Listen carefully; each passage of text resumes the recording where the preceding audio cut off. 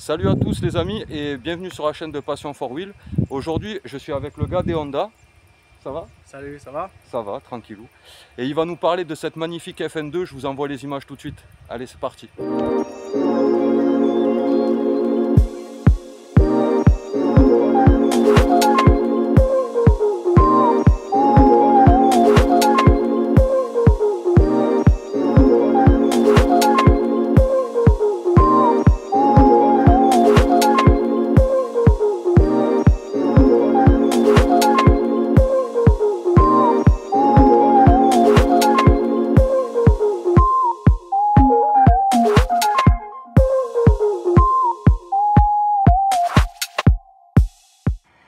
Donc merci à toi déjà d'être venu me voir, j'avais hâte de te rencontrer. Avec plaisir. Tu nous viens d'où exactement? La région parisienne. Région parisienne, ok. Et alors, explique-moi, qu'est-ce qui s'est passé? Parce que les amis, à la base, on devait vous présenter un véhicule qui n'était pas celui-là. Hein. Pas du tout. On va dire la vérité aux, aux abonnés. C'était plutôt parce que tu es un grand fan de Honda. C'est ça. Donc, comme ton nom l'indique, est-ce que tu peux nous dire un peu le pourquoi du comment? Qu'est-ce qui fait que cette marque te tient à cœur? C'est plus jeune. J'avais le voisin de mon père qui en avait une. Ouais. Et j'étais trop jeune, quoi. Enfin, j'ai pas de permis. Et quand il l'a vendue, j'ai retrouvé la voiture et je l'ai achetée. Ah oui, la voiture que toi tu avais vue dans ton... que j'ai vue quand j'avais 15-16 ans. Ah, elle est stylée l'histoire. C'est celle-là. Enfin, pas celle-là, c'était une CRX Del Sol. D'accord. Que j'ai toujours. CRX Del Sol, ah, putain, c'est une voiture que j'adorerais filmer d'ailleurs et passer sur la chaîne. Je reviendrai avec celle-là si tu veux. Ah avec grand plaisir. Parce que tu peux nous dire, c'est la combienième cette magnifique FN2 Celle-là, c'est la collection? 10e aujourd'hui dans la collection. 10e Honda. Il y en a 9 à la maison qui attendent déjà. Oh là là. Et tu vas avoir la place de la garer celle-là, ouais? Ouais, t'inquiète pas. Il n'y a pas de problème avec ça. D'accord. Bon, en tout cas, voilà les amis, hein, là on la découvre sous un soleil de Camargue incroyable. Donc en plus de ça, allez, le rouge, on l'appelle comment? Ça, c'est le rouge Milano. Rouge Milano, ben, ça lui va parfaitement bien. On en a filmé une d'ailleurs de notre ami Skyzer, qui est... parce que là on est sur full origine, on est d'accord?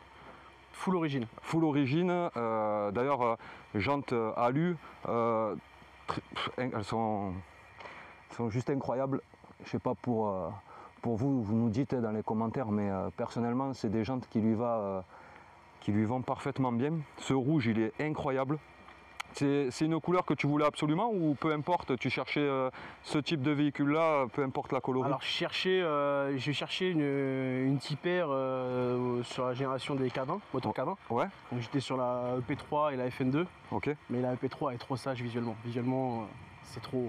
C'est vrai qu'elle est beaucoup moins distinguée au niveau du côté sportif. C'est ça. Je suis d'accord avec toi. Et là, le rouge Milano, avec la finition de la Tipper, on sent que c'est quelque chose qui marche, quoi. Ah ouais. Et puis elle est intemporelle, hein, parce que tu as vu cette esthétique qui était... on la retrouve sur les derrière qu'ils ont faites. Ah ouais, complètement. Donc, ouais. Alors c'est marrant parce qu'elle a eu elle était à double tranchant. Elle a été beaucoup critiquée à sa sortie parce qu'elle était très vaisseau spatial. Parce que je ne sais pas si vous voyez un peu les amis, on est quand même sur une face avant avec des phares très étirés, façon Jap, hein, c'est leur style quoi. Et on avait cette courbe là du pilier A au pilier B qui fait quasi la moitié de la voiture parce que c'est un 3 portes, mais un 3 portes quand même avec des sièges à l'arrière avec une bonne place. Et on avait cet arrière avec ces pots triangulaires que tout le monde trouvait atypiques. Hein. C'est vrai que ces pots-là, certains aiment, certains n'aiment pas. En plus, là, tu peux nous dire le pack qu'elle a, parce que je vois que l'arrière est différente de celle que j'ai filmée. Alors ça, c'est le pack arrière GP. Arrière GP. Arrière, ouais, c'est le pare-choc arrière pack GP. D'accord, ça lui va super bien. Avec les deux évents là, je ne sais pas si vous voyez les amis, on a ces deux petits flaps avec les contours des échappements, le magnifique logo Tipper qui fait la renommée de cette voiture. On a cette vitre aussi qui rend ce véhicule qui est super atypique en fait, de la forme, d'où la forme qu'elle a et aussi tous ces appendices un peu aérodynamiques qu'on n'avait jamais retrouvés avant, parce qu'avant la sortie de cette voiture, ce galbe, cette forme, on n'en croisait pas quoi. Non, c'était assez basique. Il y a très peu de véhicules avec cette forme-là, avec des finitions un peu. Vous voyez, on a le bouchon comme ça, travaillé.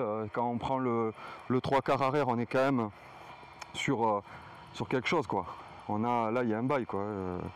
On ne peut pas se tromper, on voit bien que la voiture, elle a été pensée pour quelque chose, quoi. Là, il y a. Et du coup, tu as fait cet achat parce que là, on va dévoiler le poteau rose. Tu es en vacances? Je suis en vacances. Je suis descendu avec la familiale et j'ai trouvé celle-là dans le coin. Dis donc. Si c'est pas beau ça. Du coup, tu rentres avec 2 véhicules. C'est ça, c'est mon petit souvenir des vacances. Ah ben, il y en a qui vont prendre une tasse ou un cendrier. Moi, je ramène une Tipper. Toi, tu ramènes une Tipper. Ben écoute, c'est tout à ton honneur. Hein. Je pense qu'il y a beaucoup de gens qui aimeraient ramener un véhicule de leurs vacances. Hein. C'est très cool. Hein. Et en plus, elle va rejoindre, comme tu me disais, c'est toute ta collection de Honda, donc la 10e Honda, d'où le nom de la vidéo. Et ben franchement, moi personnellement, je la trouve incroyable. Donc comme je disais, on a déjà passé la FN2 de Skyzer, mais qui avait des modifications qui n'étaient pas full origine. Parce que c'est vrai que ces voitures, ce qui est bien, c'est qu'il y a un nombre de pièces vraiment très nombreuses en fait, et on peut les styliser un peu comme on le souhaite. Mais là, c'est cool de l'avoir en full origine. C'est une voiture qu'on ne voit pas tellement hein, au final. Non. Là, on a tourné récemment sur la chaîne une FK2 que tu dois connaître. Oui, bien sûr.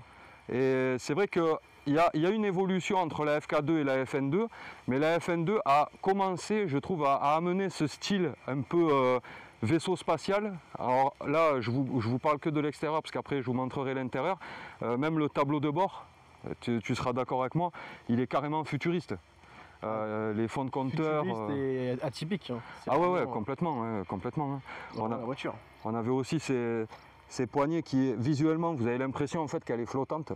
Si on regarde bien, on dirait qu'il n'y a pas de montant, mais en fait, c'est juste que c'est peint de la couleur carrosserie. Donc c'est pareil, c'est des choses qui sont pensées, qui sont très originales. On a les petits répétiteurs sur les rétros, cet arrière avec le béquet qui fait le taf, quoi. On voit cette prolongation de la malle qu'il n'y a pas sur une Honda Civic normale. Non. Donc c'est vrai que non, vraiment, tu dois être très très fier de ton achat. Et puis j'imagine que pour un passionné comme toi, là on est sur des sièges Alcantara, tissu rouge, donc ça match très très bien. Hein. Le côté noir-rouge, Alcantara, intérieur de siège, contre-porte, tout ça.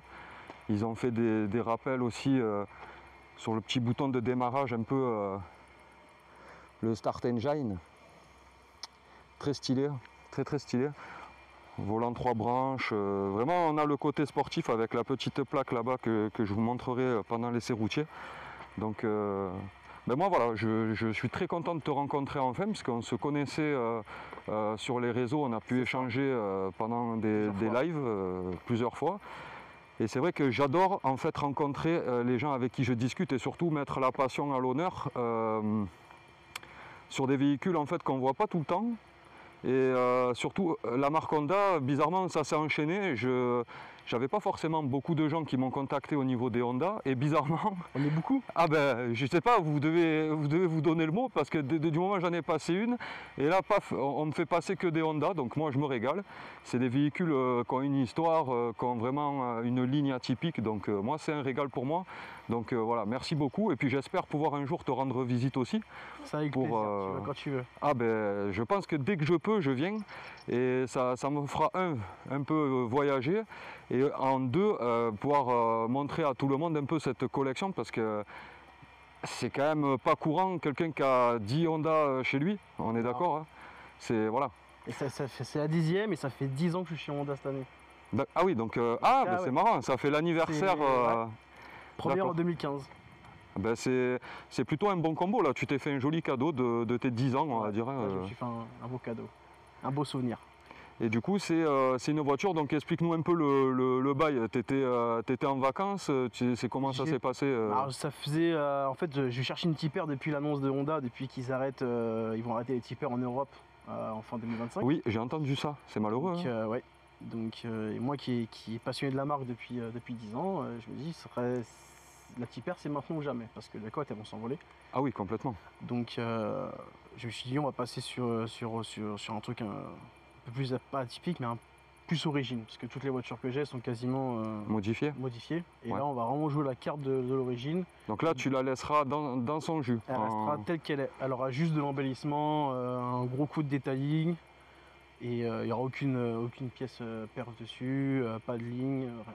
D'accord, ouais, tu veux vraiment garder le côté originel du véhicule, quoi. Et je pense que c'est tout à ton honneur parce Personne ne que... me croit quand je dis ça. Ah, bah, c'est compliqué parce que Bah oui. on sait comme on est en fait. Hein. Il ça. suffit d'un petit passage sur le net, on commence à regarder 2-3 photos, on se dit ah ça fait pas mal, un petit béquet par-ci, un rajout Maxton par là, et puis c'est vrai que... Eh ben, le vendeur m'a proposé un stage, une carto dessus, un stage 1. Ouais. Je lui ai refusé, j'ai dit non. Laisse ça d'origine. Je la veux telle qu'elle est. Non, ben, moi je trouve ça plutôt sympathique. Du coup, tu peux nous dire la motorisation, combien ça développe de chevaux? Donc là, on est sur un K20 Z4 qui fait 201 chevaux, Ouais, quand même. Hein. moteur 2 litres, Ouais. atmosphérique. Donc c'est la dernière tipper qui a été sortie avec en atmosphérique. Après, la FK2 est sortie avec turbo. Et oui, la FK2, effectivement, que j'ai essayé, Ouais. elle est munie du turbo, donc forcément, on n'est pas du tout sur les mêmes stats. Non, on est sur, il me semble qu'on est sur plus de 330 chevaux. Ouais, c'est ça. Donc, Mais bon, déjà, personnellement, je trouve que 200 chevaux sur un véhicule, je crois que ça fait 1 tonne 3, 1 tonne 4, ça. ouais, tout cassé, ouais. C'est déjà plus Ouais, que ouais. pas mal. Hein. On Ouais, est sur un ratio qui est plutôt correct, tout en parlant aussi du fameux VTEC. Avec le IVTEC, oui. Donc c'est quand même une motorisation avec une sonorité assez fantastique qui nous rappelle de suite, juste à la sonorité, on sait de suite quel véhicule va arriver dans le coin, quoi. Et aussi le fait que ces moteurs-là puissent prendre des tours quand même plutôt, ça prend des tours comparé à certains moteurs, Ouais. ça autorise à prendre beaucoup de tours, quoi. C'est ça. Donc ouais non, moi personnellement je trouve que c'est très sympathique. Là je viens de remarquer qu'on a aussi les petits étriers de frein où on a marqué tipper dessus, donc c'est quand même jusqu'au bout des étriers, ils sont allés sur le détail. Hein. Elle est quand même dans un état plutôt clinique. Hein. Tu as fait vraiment une affaire incroyable parce qu'il faut rappeler que cette voiture est sortie en quelle année? Celle-là, elle est du 3 janvier 2008. T'imagines, 2008. Donc elle a 17 ans. Et la voiture, elle est totalement dans son jus. Et tu vois, le fait de ne pas la modifier, comme tu nous disais, et que tu vas vraiment garder le côté originel on va dire tout ce qui est la base, quoi, on va dire, de la Civic, quoi. C'est tout à ton honneur, parce que c'est vrai que ça serait tellement facile, entre guillemets, de rajouter des pièces dessus et la changer totalement. Moi, je trouve que franchement, tu as une bonne idée, dans le sens où je pense que tu feras la différence, par exemple, sur un rassemblement automobile. Parce que des FN2 qui sont modifiés, tu vas en croiser, c'est sûr. Il y en a, oui, Il y en a même pas mal. pas mal. Et je pense que toi, tu vas te démarquer vis-à-vis de ça, parce qu'en fait, si sur un tout origine, combo jantes d'origine, couleur d'origine, je pense que tu feras la différence à ce niveau-là. Et c'est une version héritage, donc qui est full option. Ah, donc explique-nous un peu ce que c'est la version héritage. La version héritage, donc elle a les xénons, elle a le détection des feux automatiques, enfin allumage des feux automatiques avec Ah, ils avaient déjà ça ouais, essuie-glace automatique, Ouais. clim régulateur. Ouais, donc pour une sportive, Voilà. quand même, Il y a quand même un confort, quoi. c'est pour une petite bombinette, il y a quand même beaucoup d'options. Tout ça en ayant une gueule, hein, j'ai envie de dire vraiment qui a une gueule rageuse et atypique, tu vois, avec le côté vaisseau spatial. Quand on voit arriver ça, tout à l'heure, quand je t'ai vu arriver, enfin, je peux pas me tromper, je sais qui c'est qui arrive, quoi, tu vois. Je sais que c'était pas une Renault 19 ou on n'était pas sur une Citroën C4, Non, tu vois. non. Là, il n'y a pas de doute à avoir. Donc c'est franchement, moi personnellement, je le redis, c'est des véhicules que je connaissais pas particulièrement parce que la première que j'ai passée, c'était celle qui est sur la chaîne. Et plus je me mets à les détailler, à les regarder et à faire des essais avec vous, tous les passionnés d'Honda, ben j'avais pas forcément d'a priori, mais par contre plus ça va et plus je les trouve vraiment très stylés en fait. Et tu retrouves les lignes des dernières Tipper qui sont sorties ces dernières années. Ouais, c'est vrai. Tu retrouves vraiment ce côté-là. Ben après, même la FK2, hein. La FK2, je trouve qu'elle a quand même la forme générale, elle est carrément similaire. Angulaire, c'est très angulaire. Puis après, ils ont rajouté, en fait, c'est très marrant parce que si on regarde, la voiture est dans la rondeur et tout ce qui est rapporté en termes de design est en forme de triangle. C'est ça. Donc en fait, on joue vachement sur le côté forme et le côté design de la voiture. Ça se voit pas forcément, mais je vais me mettre comme ça. On voit cette rondeur de capot, mais quand on descend, il y a tout ce PC avant avec des formes angulaires, les anti-brouillards triangulaires qui rappellent aussi les échappements qui sont triangulaires. Ils ont vraiment joué sur cette forme et déjà le dessin du contour de calandre avait ce qu'on peut retrouver sur la FK2, cette espèce de géométrie autour des calandres, autour des... Donc ça laissait les prémices, déjà on voyait déjà arriver le prochain truc. Mais c'est vrai que quand Honda a sorti ça, moi quand j'ai vu ça la première fois, je me suis dit qu'est-ce qu'ils vont faire après? Parce que c'est très compliqué de faire un véhicule qui ressemble à ça. Et c'est pour ça que c'est atypique. Hein, ah voilà. Et que ça plaît pas à tout le monde. Oui, mais de toute façon, c'est ce que j'aime moi dans l'automobile. Le fait en fait de pouvoir parler et comprendre pourquoi les gens en fait ont une appartenance ou préfèrent une marque en particulier ou seraient prêts à prendre un véhicule. Là, quand on la regarde comme ça, moi perso, je trouve ça incroyable. C'est des voitures qui sont magnifiques. Et en plus, en sachant que toi, tu es passionné et que je pense que je te rappelle dans 10 ans, elle est toujours au même endroit. Et si je fais une vidéo... Dans 10 ans, bah, peut-être 20. Dans 20 ans, ben écoute, j'espère, je nous le souhaite. Peut-être dans Honda? Ben pourquoi pas. Hein. Non, je pense pas. Pourquoi pas. Mais c'est vrai que non, c'est vraiment, moi je peux comprendre pourquoi tu as eu un coup de cœur pour cette voiture. Et c'est vrai qu'en plus l'histoire est atypique, partir en vacances et revenir avec une FN2, je connais pas grand monde qui m'a dit ça. Moi quand je pars quelque part, je ramène des petits ouvre-bouteilles ou des petits cendriers un peu tu vois, à la con pour les gens ou des porte-clés des endroits où je suis allé. Toi tu ramènes une FN2. Bon, c'est plus lourd sur le trousseau de clés, c'est sûr. Mais c'est tout autant sympathique, j'ai envie de te dire. Mais les amis, écoutez, on va se retrouver avec le gars des Honda à bord de ce vaisseau spatial. Et je vous dis à tout de suite. Donc les amis, nous voici à bord de la FN2 du gars des Honda. Oui messieurs, dames, le cumuleur fou de Honda. Donc on part pour un petit essai routier à bord de ce magnifique véhicule. En tout cas, comme je l'ai eu déjà dit, on est super bien calé dans les sièges. On ne peut pas dire le contraire, hein, je pense que tu es d'accord avec moi. Ouais. Hein. On est grave bien. Le tableau de bord, est, comme je vous disais, je vais vous montrer ça, il est hyper futuriste. C'est très bien fini. Il m'expliquait tout à l'heure que j'avais même pas remarqué, je vais vous montrer ça. Le passage de rapport et le petit VTEC qui s'allume quand le moteur s'emballe. Et on a ce compte-tour fou. Ouais, c'est par là. On a le compte-tour fou avec au centre le petit commutateur qui vous donne toutes les infos de la consommation, tout ça. C'est franchement très bien fait. La petite clim, on a le poste, tout est suspendu du coup pour gagner de l'espace au niveau passage de rapport. On a ce très beau pommeau de vitesse avec la plaque comme je vous disais tout à l'heure. J'espère que vous la voyez bien. Je vais faire un petit zoom. Voilà. La petite plaque là, Tipper avec le numéro du véhicule qui donne encore plus de cachet à cette voiture qu'on ne voit pas tous les jours. Et oui, et comme il m'expliquait que j'avais jamais fait gaffe, vous avez ce bouton là, en fait c'est pour régler votre température personnelle, puisqu'en fait elle est équipée d'une clim Bison, et du coup le bouton est ici, donc c'est assez atypique, on ne voit pas ça partout. On a les fenêtres automatiques, on est sur des jolies finitions, c'est du plastique, mais par contre c'est du plastique qualitatif, hein. On est sur un plastique brossé avec tissu rouge, petite contre-porte noire, très très bien fait, vraiment très très bien fait. On a le volant 3 branches avec tout ce qui est bouton de commande, volume, tout ça. Franchement pour l'année du véhicule, je trouve que c'est carrément bien fini, quoi. Ouais. Vraiment on est sur un truc, bon après Honda c'est connu qu'ils sont plutôt soignés dans tout ce qui est on va dire intérieur, on sait que ça vieillit bien parce que c'est solide. Mais alors, pour certains, ils diront que c'est tout ce qui est japonaise. On n'est pas sur une qualité d'allemande à l'intérieur. Par contre, dans le temps, je trouve que ça a fait ses preuves. Tous ces plastiques, tout ce qui est boutons, tout ça, ça reste fonctionnel pendant un nombre d'années vraiment assez longue sans avoir de problématique, quoi. Là, on a ce petit retour fou là, au niveau du rétroviseur où on aperçoit la poignée noire, comme je vous disais, qu'on dirait qu'elle flotte. C'est vraiment très très bien fait, une bonne position à l'intérieur. Et c'est quoi du coup ton ressenti au niveau de la conduite?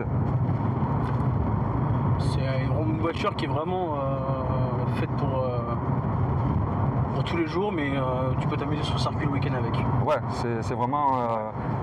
elle a deux cartes à jouer, cette voiture. Ouais, c'est vrai qu'il y a deux choses qui se passent. C'est-à-dire que, comme il dit, on peut très bien rouler pépère, faire son quotidien avec. Par contre, on a le côté où elle va complètement montrer sa prépa, entre guillemets, sa façon de... Là, tu peux tourner à droite.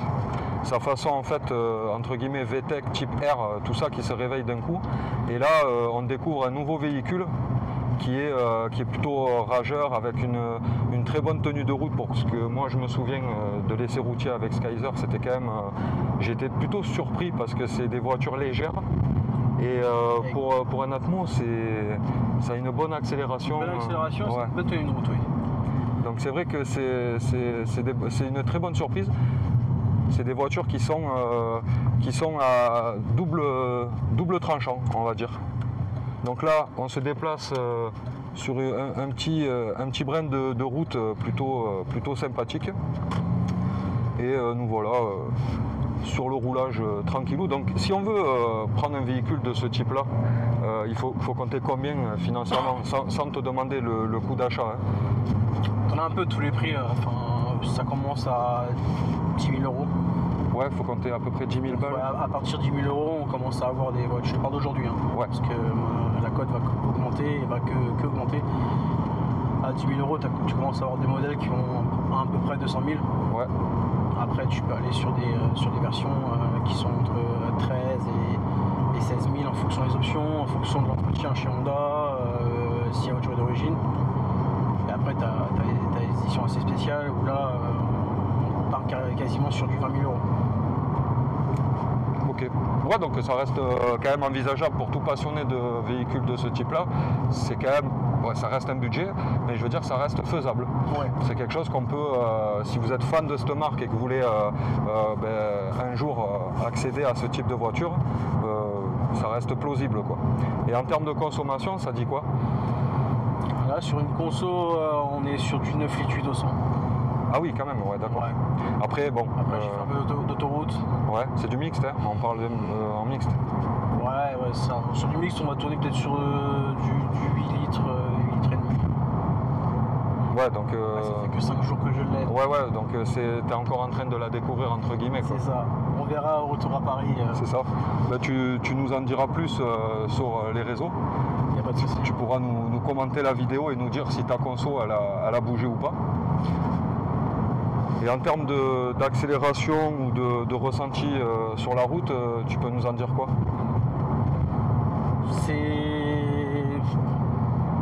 On a une bonne accélération, on sent bien le VTEC. Ouais. À 5500 tours. Et la sonorité d'origine? Sonorité d'origine. Ok. Parce que là, je trouve que c'est pas bruyant. Non. On est vraiment dans quelque chose qui est... Et quand on va dans le VTEC, là, on va entendre. Oui, de toute façon, tout prend son sens. C'est à partir de combien de... Vraiment, à combien de tours ça commence un peu à ouvrir? 5500. À 5500, ouais, tout est en haut, quoi. Ouais, tout en haut. Et c'est pour ça que ça prend des tours. Là, vous voyez, on est quand même dans une petite courbe en S. Elle avale ça avec une tranquillité. C'est fascinant. Donc on est sur une traction. C'est un véhicule traction, mais tu vois, la tenue de route est quand même très complète. On sent que le châssis, il est bien présent, quoi. Il y a quelque chose de... Puis on sent qu'elle est saine. Je sais pas comment l'expliquer, tu vois, on n'a pas de bruit, on n'a pas de... Pas de bruit, au niveau de la direction, il n'y a rien à dire. C'est vraiment très très cool en termes de ressenti. Je veux dire, même en passager, on est bien. On est bien. Je vois que tu as le petit logo là, c'est quoi ça? C'est des rétro chauffants? Oui, c'est des givrages des rétros avec la lunette arrière. Ouais, donc c'est cool. Hein. C'est quand même vachement bien optionné. Hein. C'est vachement bien optionné. Ciel de toit gris, les petits logos rouges un peu partout là sur le volant. On a comme je vous montrais le Start Engine là-bas pour démarrer le véhicule. C'est un démarrage, tu mets ta clé, tu mets le contact et tu démarres après avec le bouton. C'est ça. D'accord. Ouais, donc ils étaient quand même bien avancés sur certains trucs. Hein. Je trouve que c'est le petit truc sur une voiture de sport quoi. Ouais, bah ouais. Démarrage au bouton. Ah ouais, je trouve que c'est vraiment ça a été bien étudié. De toute façon, les Japs, on les connaît. Hein. C'est des gens, ils sortent pas des voitures pour les sortir. C'est quand même des choses qui sont très souvent assez pointues, que ce soit en motorisation ou en termes d'ergonomie. Tu sais, à l'intérieur de leur tableau de bord et tout ça, ça rappelle justement ce tableau de bord là en profondeur. C'est quand même très atypique. Si tu veux, tu pourras faire demi-tour juste là-bas. Ça marche. Et je vous dis à tout de suite pour le retour. On va voir un peu le ressenti sur l'accélération d'une FN2 Type R de chez Honda.